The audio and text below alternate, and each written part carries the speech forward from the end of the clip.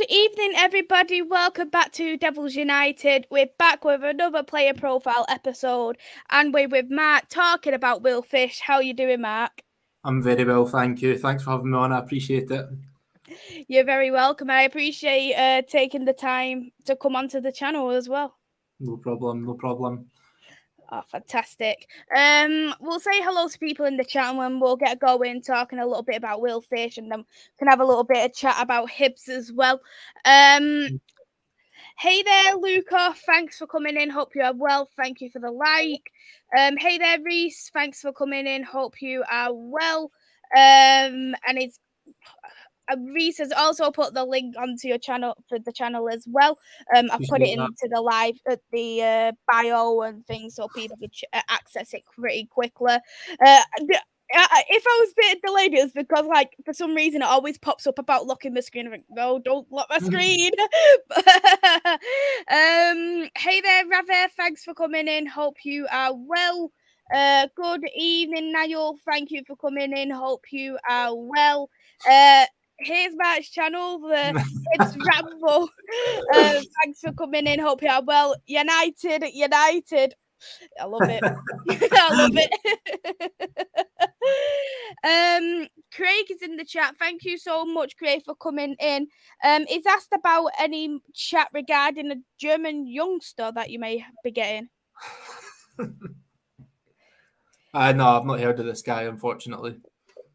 I have no clue of him either, to be honest. No. Hey there, Daz. I'm very well, thank you. Hope you are well too. Hey there, Shay. Thanks for coming in. Hope you are well. And hey there to Liam. Thanks for coming in. Hope you are well, Willie Fish. His fan here really loved Will Fish and hope we will sign him again this season. Well, if he goes anywhere, I'd be happy for him to go back to Hibs for sure. Hey, Anshu, thanks for coming in. Hope you are well. And Niall said, Motherwell fan here. Fish has been decent for Hibs. Anytime I've watched him pops up a goal, that will be a good signing for Hibs.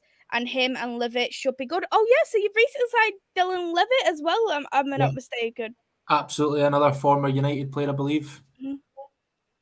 Yes, he is a former United player because he had a great loan spell at Dundee United, but I don't know how he really got on when he signed permanently. Yeah, he's done quite well for them the last couple of years, and they obviously got relegated last year, so it was a bit of a coup for us. I think we got him for a pretty decent fee because I don't think they could afford his wages anymore, so it's a good deal for us. Absolutely then. Hey Twelumber, thanks for coming in. Hope you are well. Liam said, can I have 2 fish uppers and 2 cans of Iron Brew? Yeah, so we'll talk about Will Fish. I've been hearing a lot of good things. He's had a great loan spell. Niall's already said it, Liam said it as well. So I just wanted to get your thoughts on him as well.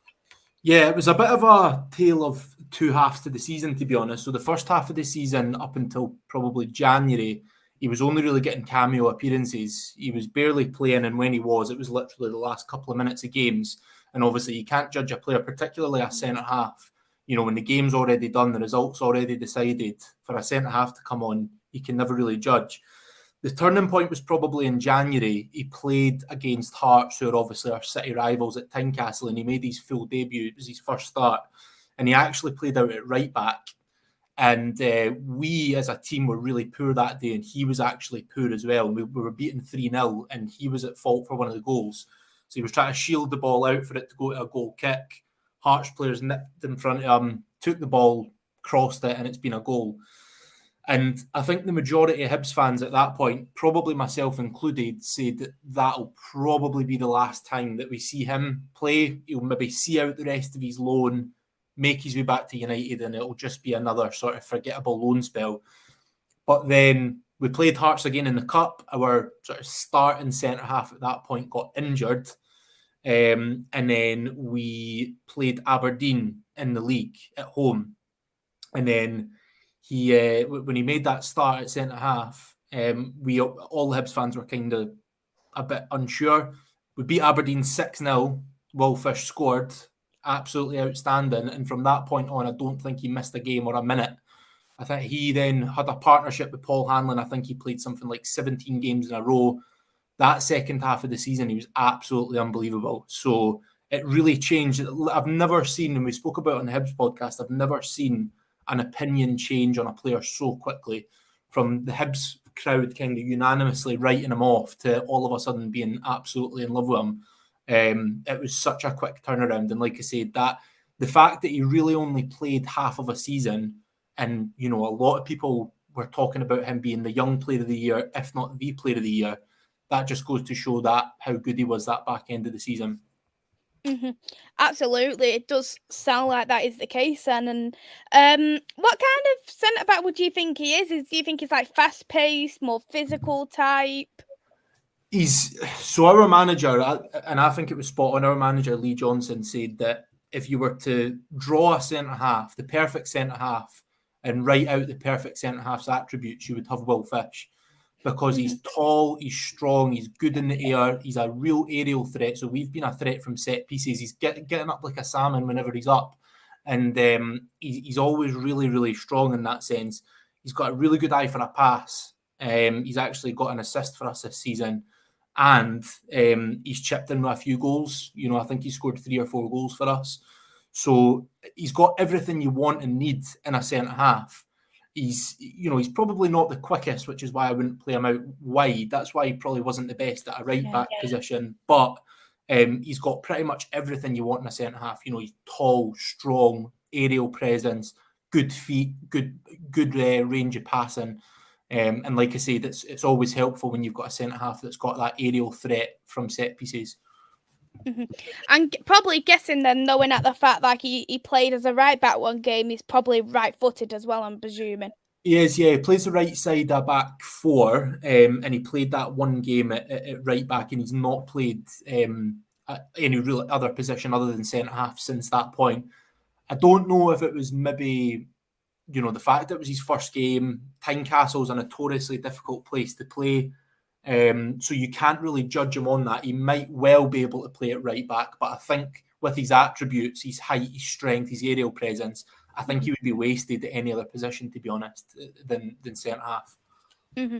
That's completely understandable. I was looking at the actual stats from this season, and I seen that he scored 3 goals in 21 matches, and I think that's a fair good amount considering he's only young, he's not been in the league before, and he's a centre back. Absolutely, yeah. And like I said, it's all the more impressive when you kind of understand that he never really played up until January. Yeah. His first game was that game against Aberdeen, like his first real game where he played well in his natural position, and he gets a goal. It's probably one of the best players in the park in a 6-0 win against one of our sort of biggest rivals in Aberdeen. So it's even more impressive when you understand that actually, he's only had really 4-5 months of playing consistently. And not only, it's brilliant that he got those 3 goals, but the aerial threat I'm talking about as well is he can knock it back. As when the corner comes in, he can knock it back. He's generally winning the ball in the box, whether it's with his head or with his feet. So it's always good when you've got a player that can do that. Mm-hmm. Absolutely, I completely agree. Because when you're good in the air, you've got to be a bit good at both. Because some are only just good when it comes to attacking, some are only good when it comes to defending. But knowing that he has the both, I think that will really work in his favour, depending on what happens if he goes back to Hibs or if he goes to another club or stays at United, for instance. Because from what I have seen, as well as being linked to Hibs, he's also linked to Birmingham. Yeah, I've seen he's been linked to a couple. I think Aberdeen were in for him as well, from up here. I'm not sure who else, but it seems, if you go by the papers, and the Hibs manager and the Hibs CEO seem really, really confident that he's coming back to Hibs on a loan basis, not a permanent basis. I did hear that he was travelling with the United squad for their US tour and then joining up with Hibs at the start of August, but I've literally just read it, and it doesn't look like he's in their squad unless they've missed him or it's been an admin error or something like that. So that could mean that he makes his way to us today, because he's in Edinburgh, obviously, so he could just stay here. But I would imagine it looks like it's pretty close to coming back to us for the season. Yeah, I was just looking at the USA squad, while she was talking about it, and yet he isn't actually in the squad. Yeah. So I probably most likely think that he probably will go back on loan. If he is gonna be going to Hibs, he'll probably stay in Edinburgh because there was a few people who wasn't named as well. One being Kovar, and I've heard he's apparently going back to Sparta Prague for his second bit of loan. Yeah, and I don't think Johnny Evans was named as well, but I'm sure he's Mhm. just signed a short-term contract so that he can play in these games in the US. So I don't know if it's maybe an old team sheet. I don't know. You can never really tell until it happens. But I would imagine that regardless whether he travels with the squad to the US or not, I would imagine that either today or this week or after the tour, he'll sign for Hibs on loan. Absolutely. Niall said that game when Hibs won 6-0 was the last game Goodwin grabbed the rucksack and walked out, and next thing he got sacked after that game. Again, he did, Jim Goodwin. It was actually branded the El Sacico because Lee Johnson and Jim Goodwin were both really struggling at that time. And it was, a lot of people were saying whoever loses that game will probably be sacked. So as you can imagine, we went into it not having all that much confidence in the fact that we went in and won 6-0. Yeah, that was definitely the nail in the coffin of Jim Goodwin. Mm-hmm. Liam has said, just as you've also mentioned, after his debut, I'm really surprised we managed to get tuna out of him. Managed to get a tune out of him, I think is what he meant. I think that's maybe a Yeah, typing error. Managed to very, get a very tune out bad. of him. And he's also said Birmingham or Aberdeen wouldn't be the right place for him. Say, Yeah. for instance, he was going to go to another club. Where would you personally say he suits the best? I don't think it would make sense him coming back up to Scotland unless it was with Hibs. So I think he would only go to Hibs up north. I think if United were going to loan him back out, they would probably want to put him up a level. So probably the Championship would make the most sense. I don't follow the English Championship all that much, but I would imagine they'd want to have him at an upper sort of half Championship team with the chance of kind of fighting for promotion. I think what does make sense for him coming back up to Hibs is the fact that we're playing in Europe. And for a young 20-year-old centre half to get that European experience would be invaluable, in my opinion. So that might be swaying United. I think if maybe we hadn't qualified for Europe, then they would be more tempted to look at the Championship. But I don't think it'll do him any harm. One more season up here. I know the sort of quality, there's such a massive difference in quality between, the Scottish Premiership and the sort of upper Championship and the Premiership. But he's going to be the first name on the team sheet. He's going to learn from real experienced players, particularly Paul Hanlon, who's been at us. I think this is something like his 15th season with us. He's going to learn from him. You've seen players make the step up. Ryan Porteous is an example. He signed for Watford last season and he's doing really well. John McGinn, he moved from Hibs straight to Aston Villa. He's doing really well. So it is possible to make that step up. So I definitely think it makes sense for him to come in. He'll be full of confidence, first name on the team sheet, get all that experience from around him, and he'll go back to United a better player. Mm-hmm. Yeah, that's completely understandable. I had a look as well. You're in, is it the playoffs for the Europa Conference League? So we're in the second round. It's pretty much the basement level of the basement competition. So I think we're in the second qualifying round. So we either play a team from the Faroe Islands or a team from Andorra. I'm not going to try and pronounce their names. If we win that game, we get through to the third qualifying round. If we win that, we go to the playoff. If we win that, we get into the group stages. So there's a long way to go before we even get to the group stages of that competition. But the level of competition that we could come up against is pretty poor. So there's a good chance that we can progress at least to the playoff stages. Mm-hmm. Yeah, absolutely. It doesn't say online who you potentially got as of yet, but hopefully it would be good to see Hibs in the Conference League, because you're looking at the Conference League as well. It just gives that kind of that bit of something for people to win, an extra bit of silverware as well. Yeah, absolutely. And it's been really good for Scottish clubs because obviously if you finish at this moment with the coefficient, if you finish third in the league, you go into a Europa League group spot. a Europa League playoff spot. If you lose that, then you automatically go into the conference group stages. So if you finish third and the Old Firm win the Scottish Cup, one of the Old Firm, you're guaranteed European football at Christmas, which is a massive incentive. You look at Hearts last season, they were in the group stages. Obviously, they didn't get out of the groups, but they still got there. Aberdeen this year, they're guaranteed group stage football. So it is a big incentive. It's obviously not the biggest tournament, but for Scottish clubs outside the Old Firm, it's an amazing opportunity to be playing group stage football and playing Europe, beyond the year.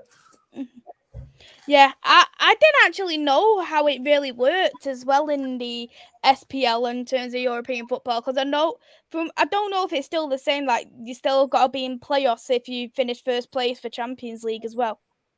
Yeah, so it depends on the coefficient, which changes, because obviously Rangers got to the Europa League final a few years ago, which changed the coefficient, which meant that first place and second place got Champions League football, whereas before it was only first place that got it.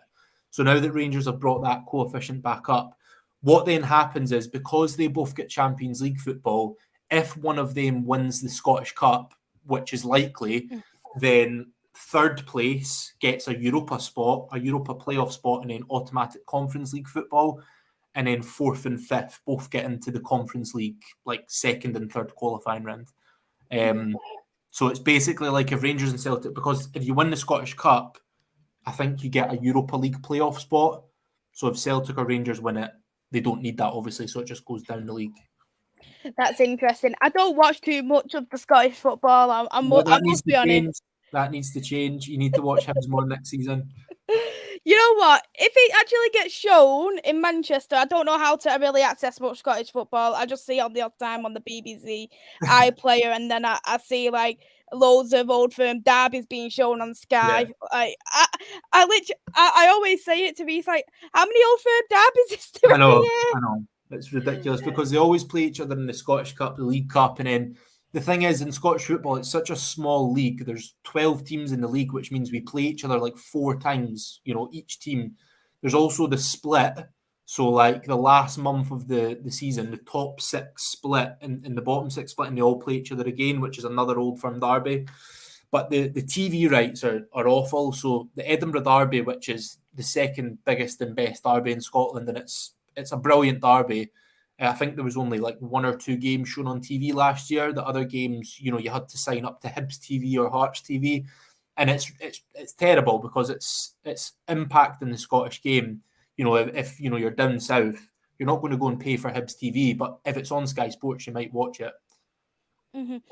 Reece said, he is a Rangers fan, by the way. Please tell me you are in agreement with me on both the stupidity of the league split and it should be 16 to 18 teams minimum. Yeah, I totally agree. I'm in favour massively of extending the league. I think 12 teams isn't enough. We play each other far too often. I also think, Scottish football is dominated by the Old Firm. And the fact that, you have to play the Old Firm at least 3 or 4 times impacts teams as well. Let's just say, hypothetically, Hibs end up having a really, really good season and make a brilliant start and are right up there at the top of the league. They'll then have to go and play Rangers and Celtic, 2 or 3 times. That's maybe 6, 7 times between them. And you're likely to lose the majority of them. And that would kill any momentum for a title push. Now, I'm not saying there would be a team capable of pushing for the title, but if there was, that would certainly impact it, having to play so often. And I totally agree. The split, it's just an extra way of getting an extra Old Firm fixture for the TV rights. It would be a much more competitive, much more exciting league if it was bigger. And the split was done away with. It's no other league does that. I'm not aware of anyway. It's stupid. The only other league that I know that does a league split is in women's football, and it's the Portuguese women's league. That's the only other known of a split. I don't know any other league myself apart from the Scottish league and the Portuguese women's league that does it. Yeah, and it's it's not even as if it goes into like a playoff format where the top 6 teams play each other for a prize at the end, like they would do in America. It's literally just you play each other, the top 6 all play each other one more time, and then it finishes the way it is. It is literally designed so that TV, the TV companies can get one extra Old Firm hoping that it's coming down to the wire. So let's just say it's the last game of the season, it's an Old Firm derby and there's a point in it. Obviously, that's going to be their moneymaker, and that's the reason why they do the split, is what I think anyway. Probably most likely to try and get as much money as possible, to be fair. Hey there, thanks for coming in. Hope you are well. They've also said Belgium and Austria both split that they know of. Interesting. Very interesting. Just wanted to say hello to some more people in the chat. Hey there, Paul. Thanks for coming in. Hope you are well. Hey there to Static. Thanks for coming in. Hope you are well. Hey there, Jordan. Thanks for coming in. Hope you are well. Hey there, Nippon. Thanks for coming in. Hope you are well. Hey there, Liam. Thank you for coming in. Hope you are well. And hey there, thank you for coming into the channel. Hope you are well. They said would be easier to watch if Sky would show games outside of Old Firm, which completely agree with yet again, because it's one of them, because I have watched a couple games, but they've been on like BBC iPlayer. I've watched them. I've watched the odd Old Firm derby, but then I'm thinking, like, I don't know. I just feel like if I was to play Manchester City or Liverpool 4 to 5 times a season, I'd be a bit bored. I don't know about you. It does. It gets boring playing the same teams over and over again. And, you know, even the sort of promotion and relegation, it's quite likely that only one team gets relegated and one team comes up. You know, it's not like the Premier League when 3 teams go down every season and 3 teams come up. So it kind of varies it. What the likelihood is that one team will go down, one team will come up. And those teams that go down usually bounce back up. So you've got teams like Dundee United, all these teams that sort of bounce back up straight away. So there's no real variation. But in terms of the TV, you know, the perfect example is last season. So right at the end of last season, you had a battle for top 4. The last game of the season, Hibs and Hearts played each other at Tynecastle. Whoever won that game finished 4th. Massive game, Edinburgh Derby, huge occasion, wasn't shown on TV. Instead, it was some meaningless dead rubber between Celtic and Aberdeen or something like that, when it meant absolutely nothing. There was there was relegation battles going on down at the bottom of the league. Instead of showing that, they showed Rangers v Hibs, which again was pretty much a dead rubber. It just makes no sense. They want to get in. And look, I get it. Rangers and Celtic are the moneymakers, but to benefit the league, they need to start showing more, so that, you know, if you living down south and you just happen to be going through Sky Sports and you see, oh, this looks quite a good game, I'll stick it on. If you enjoy that game, then you might become a fan of Scottish football, and that's how the game grows, and it's just not happening at the moment. Yeah, I think there does need to be a little bit more investment in the Scottish football, just because you do see it, don't you? Like you say, the odd teams, and I think sometimes, even though there's some great teams in there, you can sometimes see the quality in it as well. Isn't as good as other leagues too. Yeah, exactly, and it's a bit of a catch-22 because, you know, we don't get much exposure on the TV, which means less money, less deals, which means a worse quality of player coming through, which means less TV deals, and then so on and so forth. But I do think, you know, what carries Scottish football, you know, it might not be the best quality, but I think it's the fans. I think, you know, the fans are absolutely unbelievable. Hibs and Hearts fans, you know, you look at an Edinburgh Derby, the atmosphere is unbelievable. You know, it's a proper passionate derby. You've got obviously Rangers and Celtic, anyone that's playing against them, Hibs, Aberdeen, you've got all these big clubs, Dundee United, when they play each other, they get big crowds, a lot of atmosphere, really, really good stuff. And I think that's what sets us apart from other smaller leagues. And look, yeah, the quality's not there, but you do sometimes get really good games of football, really good entertaining games. Sometimes it's eye-watering, mind you, but you do sometimes get really good games of football in there.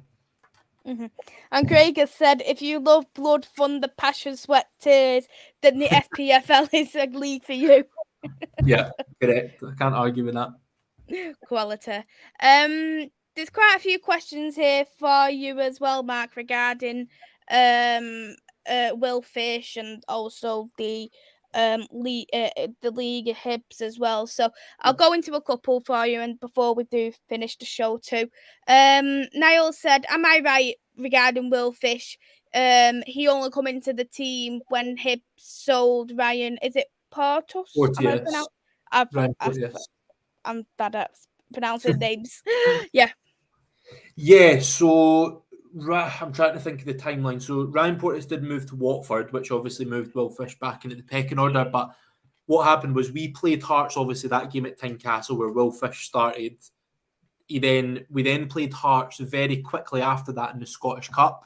And Rocky Bushiri, who's our other centre-half, got a pretty severe injury and was out for several months. So really at that point, we had basically no centre-halves. We then played Aberdeen the following week, which is when we seen that it was Paul Hanlon and Will Fish starting at centre-half. And I can honestly guarantee you that 95% of Hibs fans looking at that team sheet would have been thinking, oh my God, this is going to be a disaster. And it just so happened that they formed probably the best centre-half partnership outside of the Old Firm. They were both absolutely incredible. And like I said, the turnaround in Hibs fans was so drastic. But yeah, that was definitely part of the reason Ryan Porteous went to Watford, and then obviously Rocky Bushiri got injured, which kind of left us no choice but to play Will Fish, and it's blessing in disguise. Mm-hmm. Is it a back three or back four that you do tend to play? We play a back four. So we play a back four. The problem with last season was one of the main reasons for our inconsistencies was we didn't know our best team. We didn't know our best formation. We didn't know our best back four or back three or back five. And it wasn't until sort of the last quarter of the season, I would say, that we got a real consistent back four. And then obviously that partnership with Will Fish on the right-hand side and Paul Hanlon on the left-hand side, we started to get a more consistent starting 11, more consistent shape, and you could see those tactics coming through. But yeah, now I think our best team, and we play best in a back four. Mm-hmm. Do you think Will Fish could be good in a back three as well, like on a right centre back or even in the middle, perhaps? I don't see why not. I think he's got all the attributes. I think to play in a back three, you've got to have, you've got to be good on the ball. You've got to be almost that rounded centre half. Good on the ball, good in the air, good passing, all that kind of stuff. And I think he's got all of that.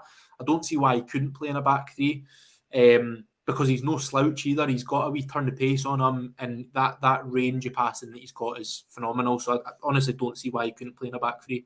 I just wouldn't trust the other two he'd be playing with to play in a back three, to be honest. Well, that's understandable then. Question from Rabbit: what's Will Fish injury record like? He was never, I can't speak before Hibs, but he was never injured when he was at Hibs. Again, I know I keep saying it, he did only play from January onwards, but it wasn't because of injury, it was just because he wasn't fancied until he got into the team. But he was never injured. He played something like 17 consecutive games once he did get into the first team. So no concerns for me. I can't see anything online regarding injury records. Like they normally make some kind of thing like, oh, this is the injuries. I can't see nothing at all. It doesn't even give me a website for it. So if I can't see it, it's pretty good. That's all I'm going to say. He's a young lad as well. He's only 20 years old. So I wouldn't imagine, I know there's some players that are unlucky with injuries, but I wouldn't imagine he's going to get injured a lot when he's only 20. Mm-hmm. Yeah, you wouldn't think so. Like I know one of our youngsters who went out on loan last season to Birmingham, Menge, he got injured quite a lot. So I don't know whether it's just dependent on the player or previous injuries or anything, but it's good signs as well that he doesn't pick up many injuries, because I think for me, I think you don't see as many centre backs injured compared to other positions, like as a striker or a midfielder, for instance. Yeah, and it would be a real red herring if he was to get injured. But he's, I think, if he can stay fit in Scotland, he'll be able to stay fit anywhere, because, it's a intense game. There's, you don't get a lot of time on the ball. You have to play on a lot of artificial pitches, a lot of really poor pitches as well, poor conditions. You're playing up against, some strikers that are just totally, absolutely useless, that just want to hurt people. So if he can stay fit in Scotland, I'm sure he'll stay fit anywhere. Mm-hmm.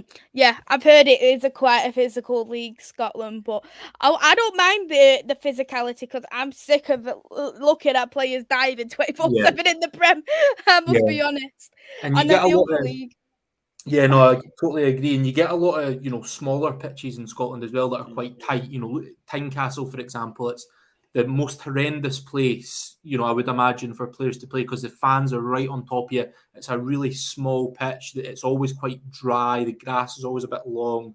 And it's just places like that where, as a player, I would imagine it would be really difficult to play, because that intensity, everything's always on top of you. You don't get a minute.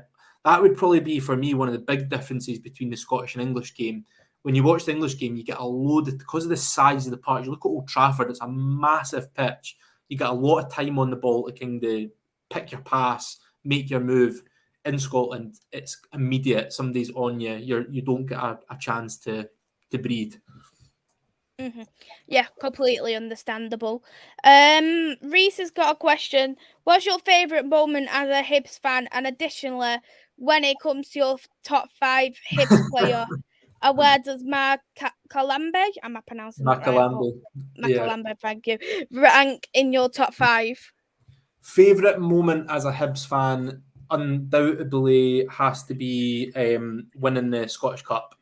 David Gray. So just for a bit of context, we hadn't won the Scottish Cup in something like 110 plus years. It was a biggest hoodoo ever for one of the biggest clubs in Scotland. We played Rangers, one of our biggest rivals, especially at that time, because we were both in the Championship. It was 2-1 with 10 minutes to go to Rangers. We equalised very late on in the 94th minute. David Gray scored from a corner header to win the game. So it was, if you do anything, go to YouTube tonight and watch the highlights of that game, and then watch the celebrations after. There was a pitch invasion. I don't think you'll ever see celebrations from Hibs fans or from any fans like that. Then what to do is watch Sunshine on Leaf after it. When Hibs fans sing Sunshine on Leaf after it, it'll bring a tear to your eye, I promise you. That's definitely the best moment. And I would imagine that 99.9% of Hibs fans would tell you the exact same thing. Macalambe, I wouldn't rate him in my top 5,000, never mind my top 5. So there you go, there's your answer. I didn't know if he sounded any good or anything. I just thinking, awful goalkeeper. Awful. Well, at least I know now anyway. Craig has actually said a little fact about yourself, what you told me in the backstage as well, about your middle name. There we go. It's public knowledge now. Now you can believe me, because Craig wouldn't have said otherwise. Middle name is Cantona. Like, you have got the best middle name in the world. It's honestly the first thing that I say. So when I go down to Old Trafford and I maybe meet somebody in the pub or whatever, I'll always bring that up, that my middle name is Cantona. It's my wee party piece. I bet everybody likes to talk to you when they know that you got a middle name Cantona. My big brother's middle name is actually Robson, after Brian Robson, but obviously that's a lot less noticeable. You can get away with that. It's just a normal middle name, but obviously Cantona, you're not going to get away with that one. People are always going to know why that is. Well, yeah, of course. One of the best 7s that we've ever had for sure. And absolutely. I always say he was that missing piece in the, when the Premier League first started and we won the league in 92. He just felt like that missing piece with a lot of academy kids in that squad. Definitely one of the best to ever put on a United shirt. Completely agree. Ravi has asked as well, thoughts on the atmosphere at Hibs? It depends what game. If you're asking me about a game maybe like St Johnstone at home, then it's not great. But I mean, you can't beat the Edinburgh Derby atmosphere, especially at Tynecastle at away end when it's absolutely rocking. Or like I said, anyone watching, I'd honestly challenge you to go and watch the 3-2 cup final, Hibs v Rangers, and then make that judgment for yourself. Sunshine on Leaf after it, you'll never get a more emotional football anthem than that. But look, Hibs fans are brilliant. They go through absolute thick and thin. We've had a lot of tough times over the years. We got relegated, stayed in the Championship for a few seasons. But the Hibs fans always show out in numbers. So, yeah, can't fault them. And Niall has asked, do you remember the epic 6-6 game with Motherwell and Hibs? A volley. I can't even pronounce his name. attempt to the volley, who's now the Birmingham manager, was the late Craig Brown. I do remember that game. Hibs were 6-2 up. Hibs were winning the game 6-2. And then Motherwell somehow came back. And I mean, this just sums Hibs up, by the way, this game. We were 6-2 up. And then somehow we end up conceding all those goals and it finished 6-6. An incredible game of football, by the way. One of the best games you'll ever see. But it just sums Hibs up massively.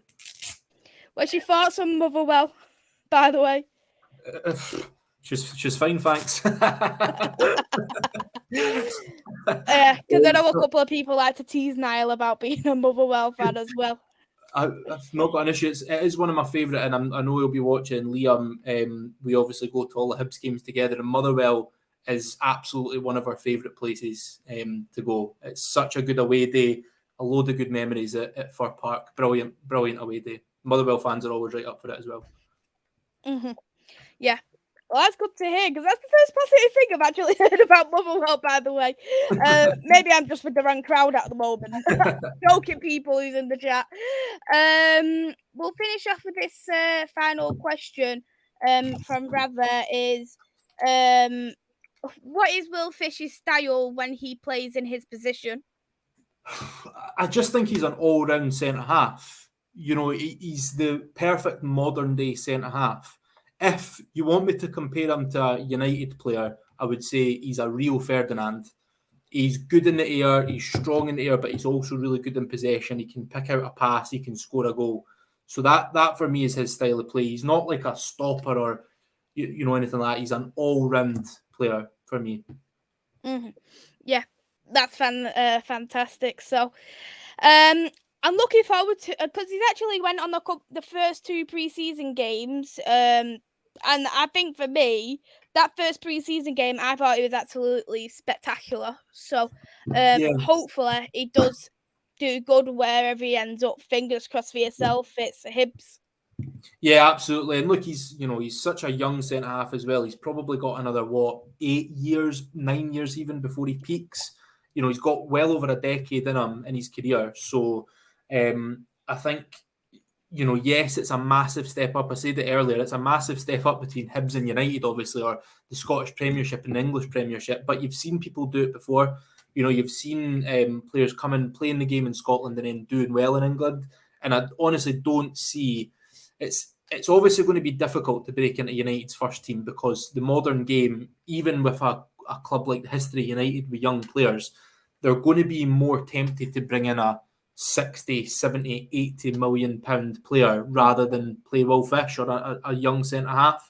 But I do genuinely think he can have a really top career. Like I said, he's got that perfect blueprint as centre half. And if he doesn't break through at United, I definitely think he'll have a career at the top level English football. Mm-hmm. Yeah, I hope so. And I just want to say as well, I wish you all the best of luck coming to next season. Hope Hibs do well. And if you're in the Conference League, I will check Hibs out, by the way. I'll give you a watch. Love that. I appreciate that. Thank you very much. You're welcome. Yeah, thank you so much for coming on. Would you like to shout out your socials? Yeah, so it's Instagram, Twitter, at the Hibs Ramble. If you're interested in watching our podcast, it's me and my 3 amigos, or the 4 amigos combined, Sean, Liam, Craig and myself. If you fancy popping in just to see how Hibs are doing, definitely come and give us a wee check out. Mm-hmm.